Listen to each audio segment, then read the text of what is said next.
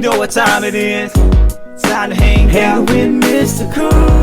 With Mr. Cooper. With Mr. Cooper. With Mr. Cooper. Get the latest scoop. From Mr. Cooper. From Mr. Cooper. From Mr. Cooper. Hang with Mr. Coop. With Mr. Cooper. With Mr. Cooper. With Mr. Cooper. Get the latest scoop. From Mr. Cooper. From Mr. Cooper. Yeah.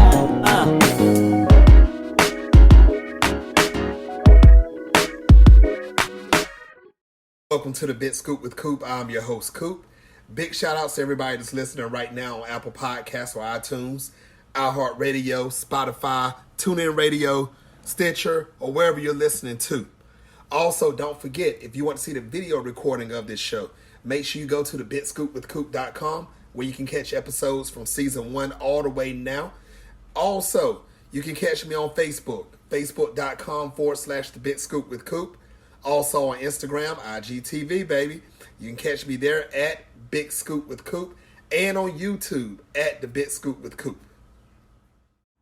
All right, people, enough about me. Today's guest, she is a 3-time Division I All-American soccer player. She has also made the NCAA Women's Top 50 list in 2014. She's also been seen, and you can catch her still today, on ESPN as doing reporting, doing commentary. Also catch her on Fox Sports. So you can she's got so much going on, people. Ladies and gentlemen, Renee Washington. Or Renee, she's doing big things. Also, make sure you check out her show called Beyond the Headlines on Fox Sports Radio. Also, make sure her newest project she's got going on called Planet Not Buried. Make sure you check that out also. I'm not going to spoil what it's about. She's going to talk about that. And then we're going to chat it up with Renee. Let's see what's going on. Outside, we've got, as of the time we're having this conversation, some Thursday night football getting ready to get started. I am an Eagles fan, so I'm excited to see them take on Tampa Bay for whatever it's worth. But so far my day is going well. If you ask me in about 6 hours, it might be a little different response, but. Well, don't feel bad because my team has been the Washington football team since 1987. So I've been with the ups and downs, so it's more downs than ups, but they're still my team. But we will talk about that later on also. So people, be patient. Don't worry. We will talk about sports because once again, she knows it all and we will definitely talk about it. Now, Renee, let's start from the beginning. Now, when did you first realize that you had a true love for sports?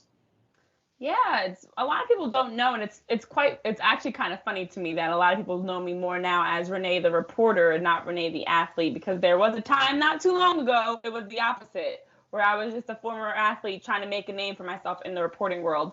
But I got started in sports as a player. You know, I grew up in a sports family. I grew up watching games, going to games, Sixers games, Eagles games, Philadelphia Kicks, Philadelphia Charge, every sport. And my parents actually allowed my siblings and I to play every sport. So basketball was the main one. My dad played that overseas. He played professionally. My mom played in college. So, you know, growing up, basketball was always a big sport. Also, football was a big sport for us. So I was actually, my sisters and I were the first ones to play soccer. You know, we tried every sport, softball, tennis, swimming, basketball, soccer, track, but soccer was one of the ones we stuck with.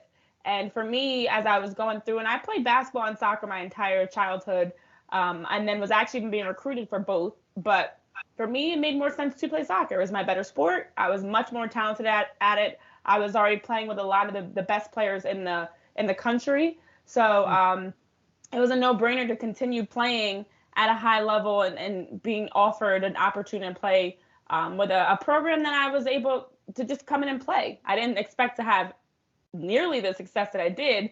I actually was just going somewhere where I could play for 4 years. You know, All-American wasn't even on my radar. I didn't even know that was something I could really achieve. So to be a part of a program where we won conference tournaments, went to the NCAA tournament, being a part of a lot of historic firsts was just an incredible opportunity for me. So it all started when I was like 4. Wow. Now, you know, and that's the thing. I tell a lot of people this also. Whenever you start something at a young age and you feel great about it, like you're excited to go on that field or hold that ball or do whatever you do at a young age, I believe you're destined to do that for the future. I mean, that's even down with jobs. Like if you wake up in the morning and you're like, why do I have to go to this job? That job really isn't for you. That's not what your God-given purpose was. Um, and that's the thing. You started at the age of 4 and you ran with it like it was no tomorrow. Now, let's talk about that. So when you started at 4, you played, like you said, you played against some of the best around the world. What type of hurdles did you go through to get to becoming a Division I soccer All-American? I'm sorry, a 3-time. Let's get that right. Not 1, not 2, 3. A 3-time champion. What did you go through? Yeah, it was a lot, honestly. And one of the best things that soccer really did for me was just help teach me about the world. Being a Black girl in a sport that there weren't many others that looked like me, I dealt with everything. I dealt with politics. I dealt with, some really unfortunate toxic situations. I dealt with some great things too. It wasn't all bad, but it really just showed me a lot about the world, but also a lot about what's possible. Like I said, being an All-American wasn't on my radar. I always aspired to play at the highest level. I wanted to play in the WNBA. I wanted to play professional soccer, and I didn't actually think I'd get there. So the moment I had an opportunity to at least get into playing professional soccer, it was eye-opening for me. Just to see, like, here I was, somebody that grew up in a family that soccer wasn't our background. Like I said, it was basketball, it was football. I grew up in a family. My dad coached me my entire youth career, which a lot of people also don't know. And so I was on a very unique path. I was someone that constantly always had to prove myself and constantly always had to fight for everything. Nothing was given to me at all. There was never anything easy and just handed over on a silver platter. So everything I had to do, I had to scrape and claw. I didn't come from a family. Of course, it was a 2-parent household. I will never try to act like I came from the worst upbringing. I came from a very loving 2-parent household. But we weren't rich in the fact that my parents could send me to camps all over the world and fly me out to different tournaments and things like that. We were driving everywhere. We were doing everything as a family, which I loved. But I didn't have some of those opportunities that some of my counterparts did. So I had to work harder. But in the end, I realized just how much that helped me just to have a better sense of work ethic, because everything was earned.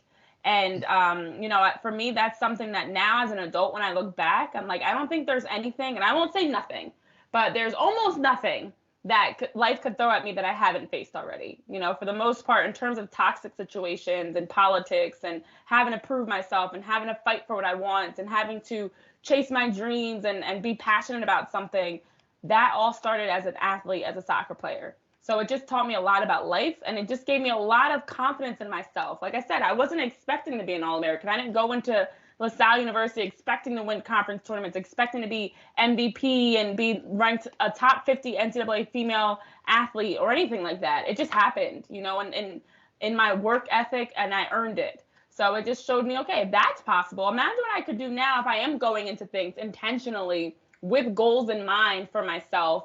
And being a little bit more mature and grounded in who I am and what I want, now what's possible. So it just opened my eyes a lot to the world.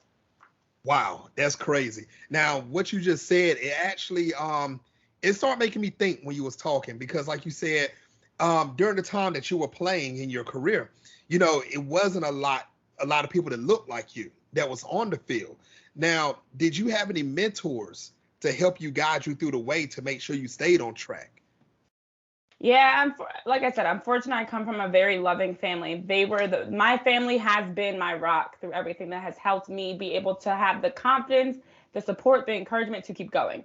Even when I look at things like jobs and shows and just experiences that maybe don't go the way I want them to, I've been fortunate that I can rely heavily on my family. I've had teammates and coaches that have been helpful throughout the course of it.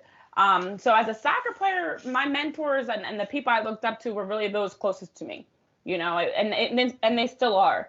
Like my circle, I keep a very small circle for that reason, because I don't trust everybody in the same sense. I've got trust issues, but I really do know that at the end of the day, it starts with my family, because I was fortunate. I had my 2 older sisters who were 3 years older. They were kind of the ones that led the foundation for me and the groundwork for me. And then, of course, with having parents that played, and played, especially my dad playing professionally overseas, just helped me to have that perspective. So as a soccer player growing up, the crazy thing is I didn't have many others that looked like me that I wanted to be like, and I look at like a Mia Hamm. Of course, there were people that were idols and role models in that sense, but it was a different time then. And so I didn't have as a young girl the same people that looked like me that I could one day want to be like. Wow. And I definitely understand that. And see, when you have something like that happen, when there's not a lot of people, that looks like you to play, it's hard to say, I want to be like XYZ. Exactly. That makes it harder. But at the same time, I see that your brain trained to the point where you was like, I'm going to be better than XYZ. I'm going to be the best of the best. And that's what happened. And that's what I want to talk about next. I want to know how was your personal feeling when you actually found out that you was named in the top 50 list in 2014 as NCAA, one of the top NCAA women? Yeah, that actually may have been bigger than. No, it was not. But it was up there with being named All-American. So when I was first named an All-American my sophomore season, I was like, wait, what? So then after that happened sophomore year, I was like, okay, that's the bar now where I expect to get that every year. But what made the NCAA honor so incredible was because it was all female athletes across NCAA sports. So to be named the top 50, when you think about like how many people that is, and I'm still not sure how I got put in that list, that was like mind-boggling to me because All-Americans, that's D1 soccer players. Still a great long list of people that I'm in the mix with. But now I'm like, this is all athletes.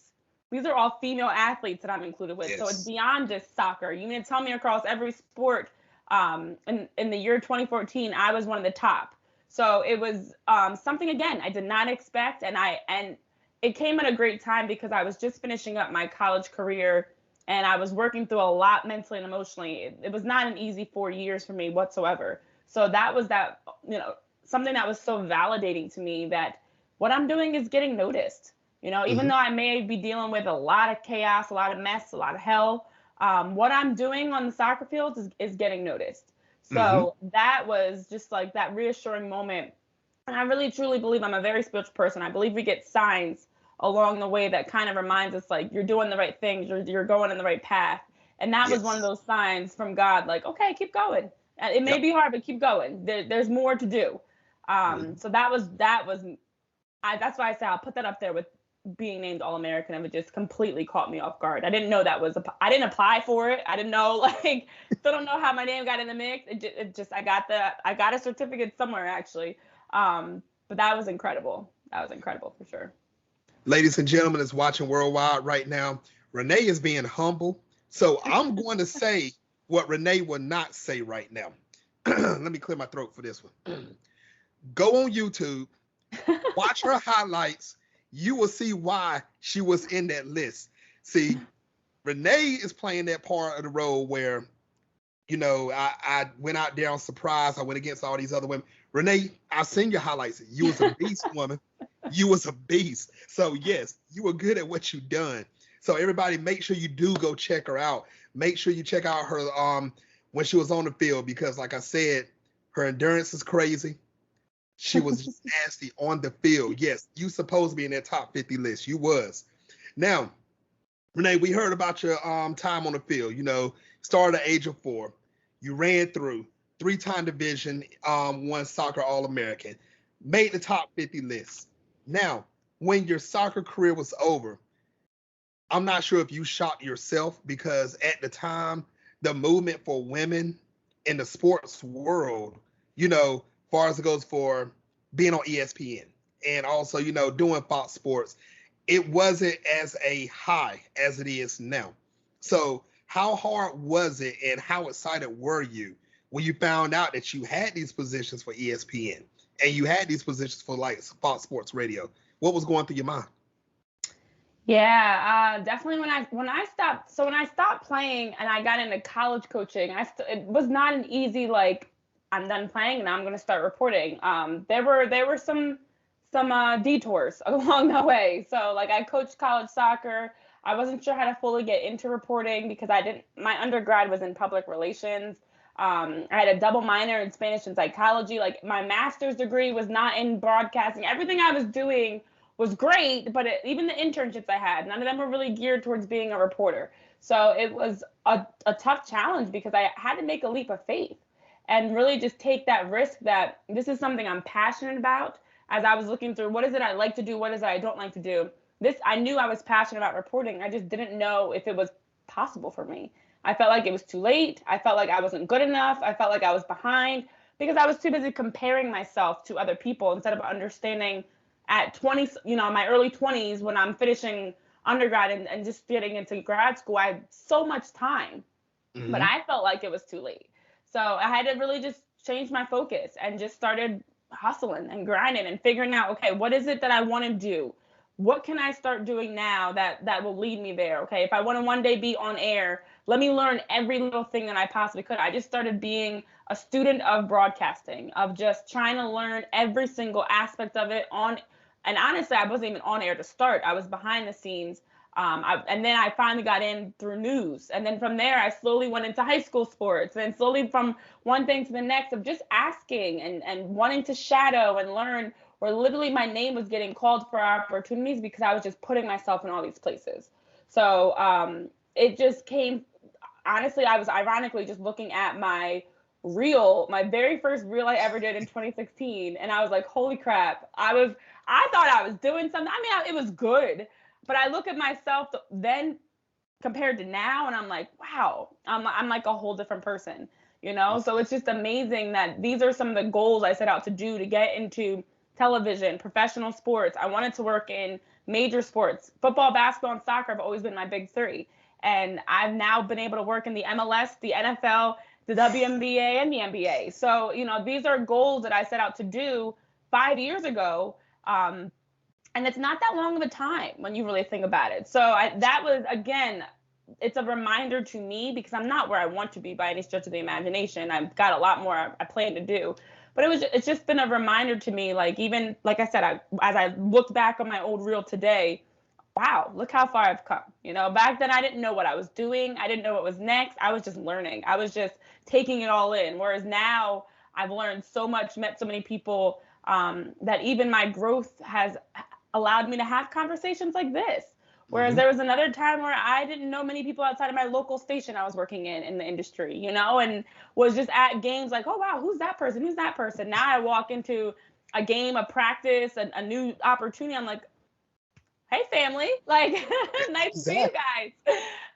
So, I think when you talk about just being able to work in some of these networks, much like when I was named All-American or named to NCAA Top 50, it's just a reminder, I'm doing the right things. I'm on the right path because contrary to what people may believe, I need that reminder just like everybody else does, because Lord knows there's a lot of hard days, a lot of questionable days, and a lot of tough, challenges thrown at each of us. So we all need those reminders that, like, okay, keep going. It's okay. One day at a time. So I'm glad you mentioned that because, like you said, there's days that you receive challenges. There's days that you're scratching your head saying, why am I here? What am I doing? And I know you went through that within the sports world, especially for reporting, commentary, and everything. But when did you really realize that this was actually your dream career? This is it for you. When did it hit your head that this was it? So I've had a few of those along the way. Like the first time I fully realized it, and I don't think I will ever forget this day, it was junior year of undergrad. I'm sitting in my townhouse that I lived in with my roommates and one of my roommates, and I was telling her at that time, I think I want to be a sports reporter. I was like, I want to play professional soccer. I want to write a book. I want to be a sports reporter. And I was like, and I want to meet LeBron James. So I've checked some of those off. Haven't done all of them. But now I haven't met LeBron James. I have started writing a book that should hopefully be done within the next year and out. I'm a sports reporter, and I did get a chance to at least get into professional soccer. So, that was the first moment that it started to click, because I was thinking, again, I had all these internships in PR. I had like 7 or 8 internships in PR. And I knew things about the PR I enjoyed. But the biggest thing I liked was content creating. I didn't like the office hours and being at a desk every day. I liked creating content. I liked having conversations with people. PR was more internal, but and more like business to business type of work that I was doing. But I was like, okay, what does this look like in a job? And so that was the first step. And then along the way, I've had moments, and definitely when I started working in high school sports was definitely one of those major moments, because I had, in high school sports, you have the players, their parents and family members, grandma, grandpa, that they're just so excited to see you. And so when I was at games and I was getting that, like, oh, it's Renee, like, how are you? We love what you're doing. You do a great job. And I didn't really know what I was doing at the time. And then I started getting, more comfortable with increasing like the number of mentors I had, growing my network, building relationships with people. I really started understanding the grind. So that was kind of that moment where I was realizing, okay, you know what? I guess I'm pretty good at this. So of course, as it went from there, like each validation, each moment, as you're talking about those reminders, just kind of got bigger and bigger. And then definitely when I was on my first time working with the Philadelphia Union in the MLS, doing their pregame, postgame, and halftime shows, and the TVs, the cameras are rolling, live TV, and I am broadcasting a game. I'm like, wow, okay, that was definitely, one of those most recent moments. So anytime I start something new or really get that opportunity where someone takes a chance on me, whatever it may be, that next step always helps me like look back, like, okay, I've come a long way. But I've had a lot of those. I'm a very nostalgic person. Like I am the see you next year type of person, and at the end of the year. So I take it all in. I don't miss or take anything for granted, because I'm like paying attention to all of it. That's what I'm talking about. And you see, that's what a lot of people, I feel, there's some people, and I'm not going to name no names, so Renee, you don't need to neither. I could, but I'm not. Both of us have experienced people in the entertainment industry, sports industry, when they get to a certain level, they forget everything they did to climb that ladder to get to where they at. And I think about 20 names just flashed through your head when you just did that right then. And I get it, because same here too. And that's what I want to tell people that's listening worldwide. What Renee just said is true. She don't forget anything. Where I'm at now, I'm in season 9 of my show. I don't forget where I started at. So you and everybody that's watching worldwide right now, you have to experience the steps, climbing the ladder. Because when you get to that ultimate goal, you're going to look back and say, wow, I did that. And you don't want to go just straight to the top, because you have nothing to talk about. You have no story to tell. So you keep doing what you're doing, people out there. Keep climbing that ladder, and I promise you, you're going to get to where you need to get to. Now, talk about climbing a ladder, though, Renee. We got to talk about a show that you're on, though. Fox Sports Radio. You're doing it, girl. I'm telling you, you're doing it. And it's called Beyond the Headlines. So how did you get introduced to that, and how do you feel about it today? Yeah, so Beyond the Headlines was actually not my first show that I launched. I launched 2 shows before with a concept, and they didn't fail. I just made a move because I had a better opportunity to like grow it. So this was like the 3rd run for me creating a show, and I wanted to just make sure it really embodied everything that I stand for and aligns with who I am. So the concept of it is exactly as the name is, of going deeper than just a trending topic. So although we'll talk about what's going on in sports and news and music and entertainment, like the main headlines, okay, we'll talk about Kyrie or Ben Simmons or the Major League Baseball playoffs or WNBA playoffs or whatever's going on, but we'll also get deeper, and we'll also talk about some stories, experiences, people's journeys. I look to use it as a way to educate, inspire, or just motivate somebody in some way, because I know, like, for me alone, there's a lot that people don't know. All we see is what's on social media. All we see is, oh, you've got this job or whatever the latest headline is in your bio, but we don't actually know who you are. So I try to bring out, and whether it's a coach, a player, I've done a lot of rappers, musicians, entertainers, business owners, just a wide variety of people, of just bringing out their stories and being able to share some of their experiences with other people, because we need that. All of us are working through our own challenges in some way. And I think it's so beneficial to have the opportunity to hear, okay, I know this person plays professional soccer, but how'd you get there? Or I know this person's a big time rapper. How'd they get there?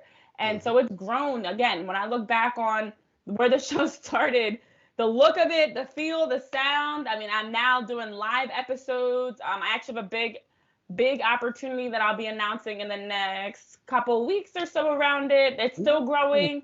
So it's definitely been an exciting time to just see how much it's catching on and how much it's picking up. You talk about year 9. I'm like, gosh, I don't even know where I'll be by season 9 with this show. I don't know if I'll be able to do it. But we're a few years in, and it's catching on quickly, and I'm appreciative of that because it's my baby. This is my vision, and it's something that I created to have that creative control to bring something different. Since I feel like so many times when we turn, and look, I'm guilty of this too. I turn on TV, I watch the same shows all day, the same storylines, every single show. But there's more than that out there. We can only talk about why Kyrie is not getting vaccinated so many times. There are more stories out there that we're not talking about, and they deserve to be covered too. Now, talking about stories that need to be covered. No, I don't even want to go there right now because I'm about to cry when I talk about it. So first, before we even go there, tell everybody, how can they actually catch this show on Fox Sports Radio? When does it come on beyond the headlines? When can they catch it and where?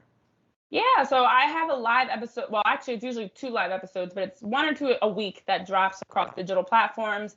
So you can actually tune in live to watch, and that's on my Twitter, Facebook, YouTube, Renee P. Renee P. Washington. Those are my handles.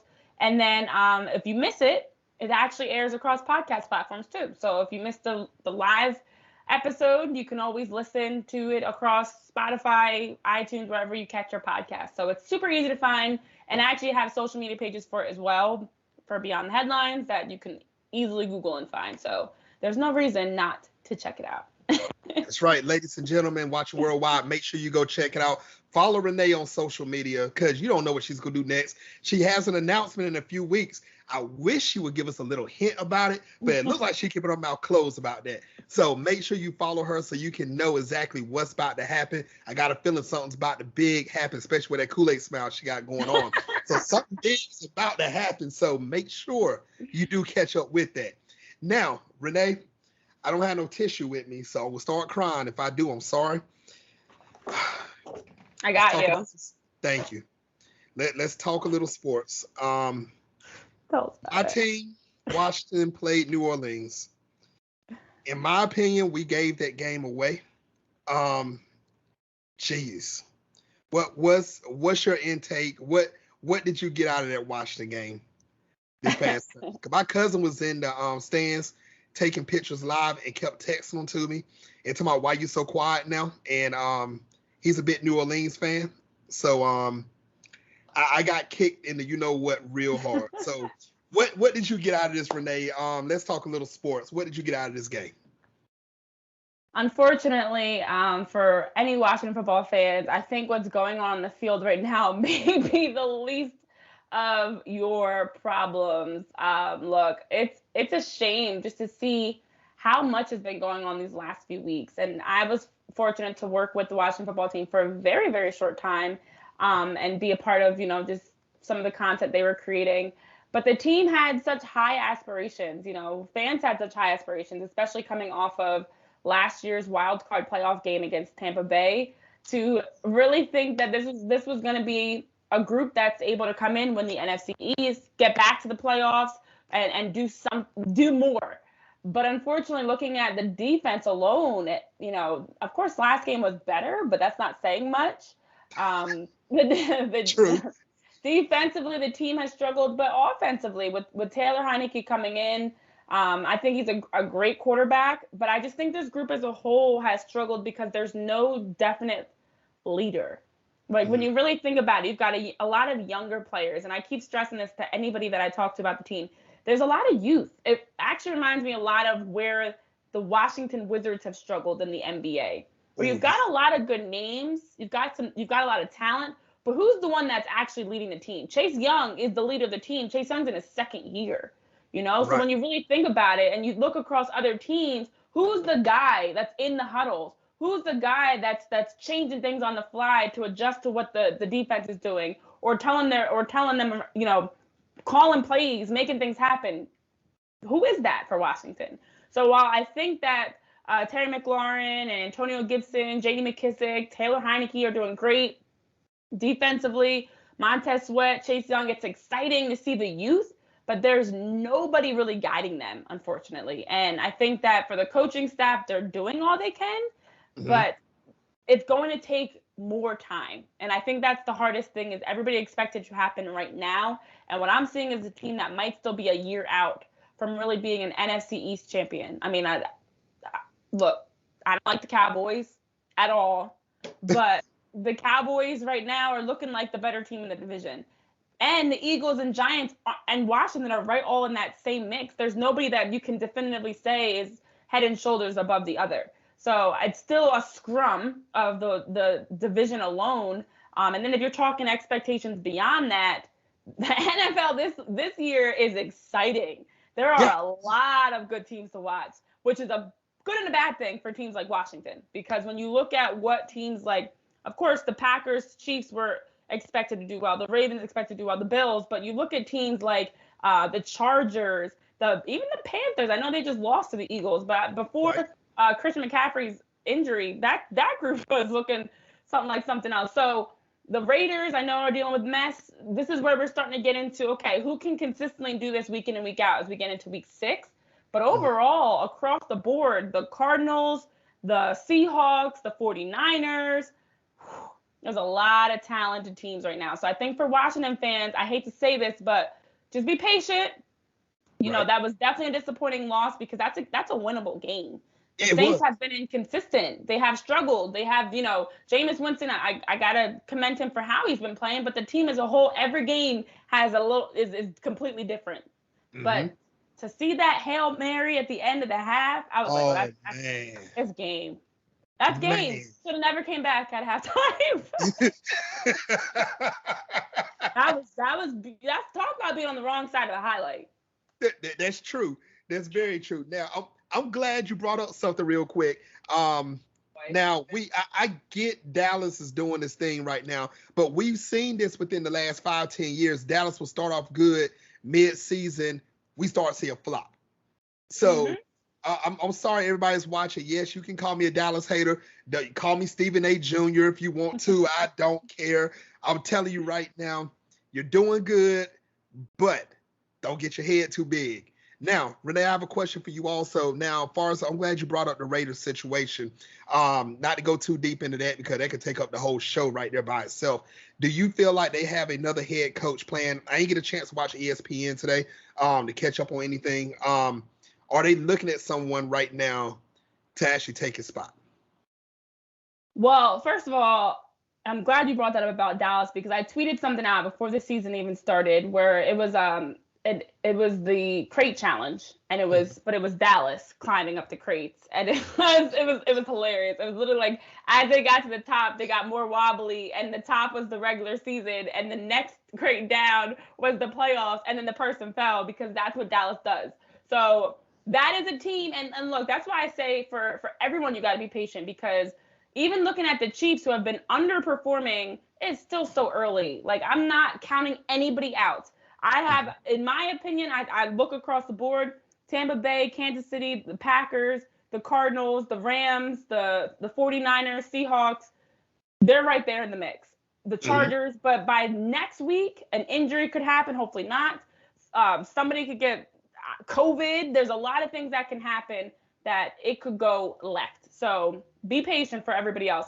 But as for the Raiders, to your question, I know they have an interim coach right now, but I'm not sure who's going to get that role because the hard part is we're in week 6 and now you have to look at moving and going through the hiring process. So I imagine, and I know the coach Rich Bisaccia, I believe his name is, he's someone the guys seem to like. They might keep, in my opinion, they might just keep him in for the remainder of the year and then see about next year.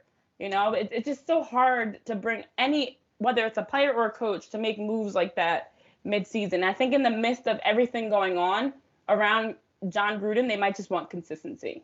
You know, so to add another piece into all of this on top of everything else that's going on, and I know they've been talking about how they're just trying to focus and they're just trying to like keep their priorities on the season and not getting caught up in everything that's going on in the investigation around the 650,000 emails. I think for consistency, they might just to stick with an interim coach with Coach Rich, and then maybe next year, depending on how he does, then from there figure out, who they might bring in. But this has definitely been a mess. Talk about hitting the fan. Yeah, you're right. You're right. Now, talking about hitting the fan, I got to throw something in your face. I want to hear your prediction tonight, Thursday night football. You are playing Tampa Bay, am I correct? Yes. Now, I have two questions about that. One, what do you think their final score is going to be? And number two, what is it going to take for Philly to at least try to stay above water past halftime? Okay, so the thing that Philly actually has going for them right now, the Eagles, if you watch that last game, the D-line, defense has been playing really well. Offense has been struggling, don't get me wrong, but I like Devontae Smith and Jalen Hurts. You talk about youth, those two. Jalen Hurts is basically like a rookie since he didn't play the entire season until the end of last year. And then Devontae Smith, obviously, we know what he was going to come in doing. He had high expectations. So there's pieces on their offense, but I think their defense right now has been their saving grace. And, of course, their special teams making that big play last game just to solidify that win. So I think that actually is what they're going to have to rely on, because Tampa Bay's offense, obviously, I don't even need to explain how great they've been playing. Antonio Brown alone, who everybody wrote off 2 years ago, is catching touchdown after touchdown. Without Gronk, you might say they're going to be weaker. And of course, Tom Brady was nursing like a thumb injury, but he's not. You're not going to see anything different from Tom. But I think it's just going to take a gutsy game of really being able to make big plays and then minimizing turnovers. That's where the offense has struggled. Penalties and turnovers have been the Eagles' Achilles heel. Touchdowns getting called back, offside, just too many ticky-tack penalties. So they're going to have to be very, very just better of being organized, but better at being very, I'm blanking on the word, just cleaner. It's got to be a clean sheet. So you got to do a better job of making sure you're doing the little things right, because a team like Tampa Bay will expose that. And you can't afford to keep giving the ball back to Tom Brady. You can't punt as many times. You got to convert on some of these third downs, and you got to get yards, move the sticks, and get in the end zone. So I think it's going to take a big overall game, and you can't have any lapses. But I think anything is possible. Tampa Bay, watching them in that, even I would say the loss of the Rams, and the Eagles are by no stretch of the imagination the Rams. But when you watch that game and you just see the way that they have some gaps, they can be beat. I know they're defending champs. They can also be beat. So that's true. Look, I'm all for it. I'm all for what's going to be considered an upset, and I'm thinking it'll be like a 3-point game. It's definitely, if the Eagles are to win, it would have to be a close game. There's no way it's going to be anything 20 or like that, 20 points or anything like that. So I'm gonna say because of course I'm a root for the Eagles. Right, I'm gonna say like a 31-27. I know that's not 3 points, it's 4 type game. That's just me throwing out a number, to be honest. Now I'm gonna say this right quick, and then I'm gonna end the sports section of this episode right quick. I believe for Philly, what you have to do, Philly, you have to make Tom nervous. Yes, he got a thumb injury. You have to blitz. You have to make this dude run back 5-10 yards to think he's about to run for his life. That's the only way that I believe that you got to put pressure on Tom on this one. He's too comfortable every game. Right. That's what I'm saying. When you can sit in the pocket and chill for a minute. And exactly. And that's my problem with Washington, with Taylor.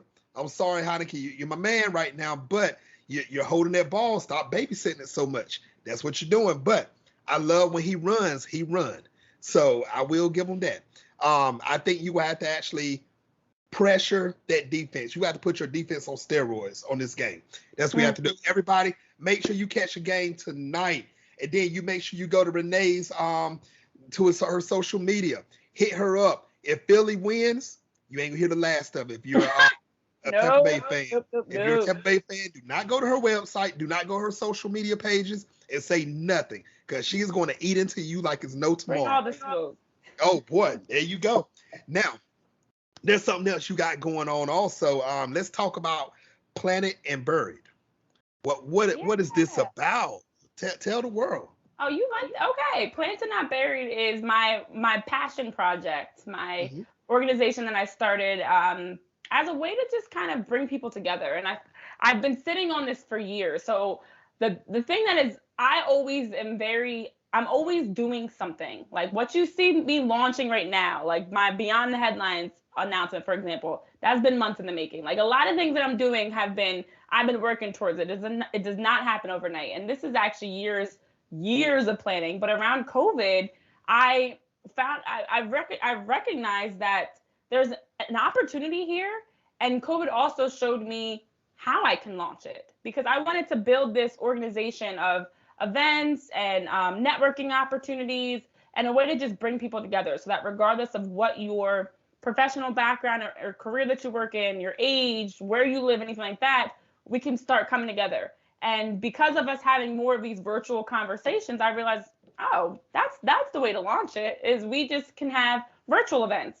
So I did launch it in the start of 2021. I think it was April, actually. Oh no, I'm lying. It was December of last year, whole different month. But it's really just an organization. I've got apparel that I've actually been working on and has launched. I have a book that's actually going to connect with it as well. But it's got everything from events to networking groups, Slack, Facebook, Instagram. I have a website for it. It's plantednb.com. And just literally providing people opportunities to connect with others. Everything about it is just positivity, positive vibes, but really understanding the fact that we are all in some way planted, meaning we think that we've been forgotten. We think that we failed. We've been rejected. And the mindset is, you haven't been denied, you've been delayed. You haven't been rejected, you've been redirected. You haven't been broken. You've been bent a little bit. So really understanding, like, planted not buried, is that in this time things may not make sense. It may not be easy. It may not look the way you want it to look. But like a seed in the ground that's not sure what's going to happen next, through consistency, whether it's the, not to be a green thumb, but like sunlight and watering, but consistency of doing the right things, you will blossom into something that's honestly far greater than what we think we want. So I've lived that, as we talk about even this conversation. For example, getting into college soccer, and my expectation is I just want to play for 4 years and have a great career, not knowing I really was moving towards being an All-American, being a top 50. That's life, where we go into it with one expectation, but then God has something far greater for us. Like that's the mindset you have to have, no matter what is going on. A blessing, or even when a door closes, that's also a blessing for you. Sometimes, and I think that's something we lose sight of, is we only think blessings happen with open doors. And the last thing I'll say about it is, I heard this really great message, and it was saying, we all want green lights in life. Like, we want everything to just go, go, go, go, go. But like a car, if everything was just a green light, think of all the crashes that would happen. There's got to be some red lights for a green light to happen. You've got to stop one thing, close one door, stop focusing on one thing in order to be able to move forward in another. So that's kind of the mindset that I'm bringing with it, is understanding that blessings come in all different shapes, sizes, and forms. And even in the seasons that don't make sense, or that we feel like we've lost something or been rejected, we're just being redirected to something better. So that's what I try to live, and that's what I'm trying to bring through Planted Not Buried. That's crazy, and that is deep like that. I love the green light, red light scenario. Ladies and gentlemen, I hope you're actually putting that in, because that was something deep right there. She just dropped a gem and a jewel up on you right there. So also, Renee, give them that website one more time for Planted Not Buried. Planted Not Buried is plantednb.com. So it's Planted NB is across all social media. That's its handles. That's the website. And then if you ever want to check out my stuff, ReneePWashington.com. Even if you're a Tampa Bay fan or Cowboys fan, I'll take all the smoke. You can connect with me, and I do answer back, and I'm very open to connecting with other people as well. So I appreciate you, though, for having me on, and this has been a lot of fun. You've definitely made me think differently, that's for sure. Love it. Now, I know you don't have that much time left, especially with Thursday Night Football is about to start soon.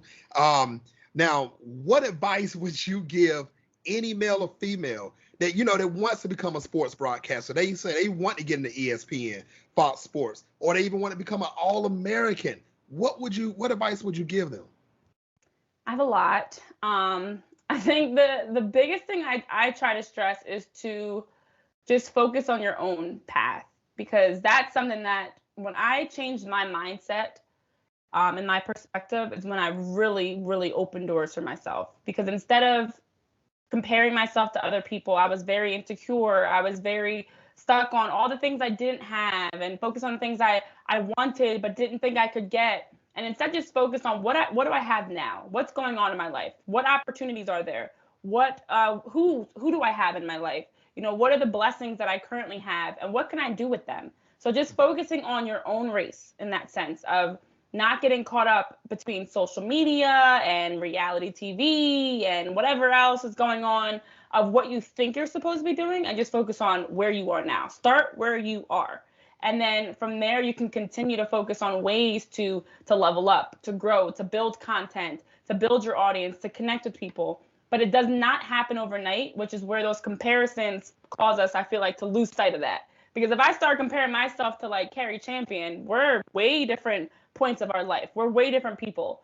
And I'm now going to be trying to do things prematurely versus doing things that make sense for me. So focus less on others, block out the noise, and just focus on what you've got going on, count your own blessings, and then ways to continue to level up and grow from there. That's one of my many pieces of advice. But I think it's one of the most important things for anyone, regardless who you are, what you're trying to do, to just understand that what's meant for you won't miss you. So if you stay in your race, you will get there. It might not be a straight shot, but you'll get there one way or the other. You might have to bob and weave, take some steps back, you know, but you'll get there eventually.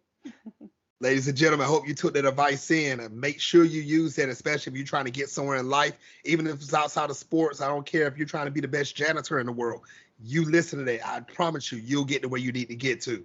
Now, Renee, the last portion, the last segment of the show, it is called Take the Floor. So you have up to 2 minutes to say whatever you want. No questions asked. Renee, take the floor. About anything? Anything. Take the floor. I'm going to burst out into song.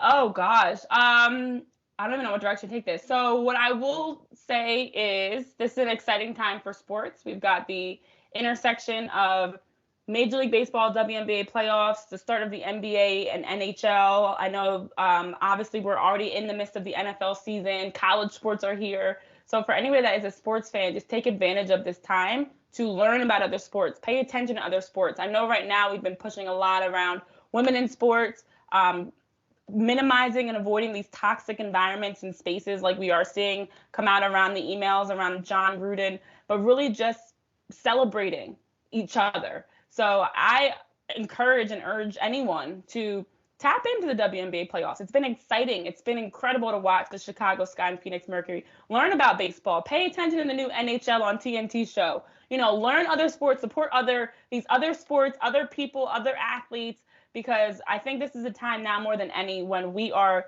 trying to cut out the toxic workplaces. I've seen it far too many times, and I know you probably have too. We all have.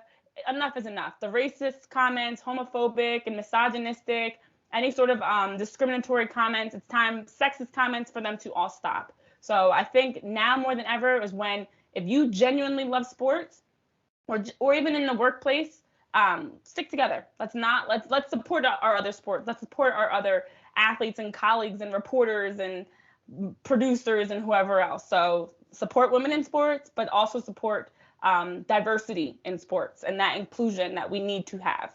So I think that was 2 minutes, but I don't know. I could go longer. Hey, that's cool. That's cool. Renee, thank you for coming on the show. I would love to have you back on in the future. Absolutely. Thank you so much for having me. This has been a pleasure. I love what you do, and keep up all the great work you've got going on too. Yes. All right, ladies and gentlemen, of course, you know, our next guest will be, you know, I never announce my next guest. You have to stay tuned and find out who it is. Make sure you check out Renee on social media. Check her out on Fox Sports Radio. Check her out on ESPN. Check her out on Planet Not Buried. I'm running out of fingers. Check her out on everything she's doing. That shows how big she is right now. So make sure you keep up with her, keep up with me, and until the next time on the Big Scoop with Coop. Peace.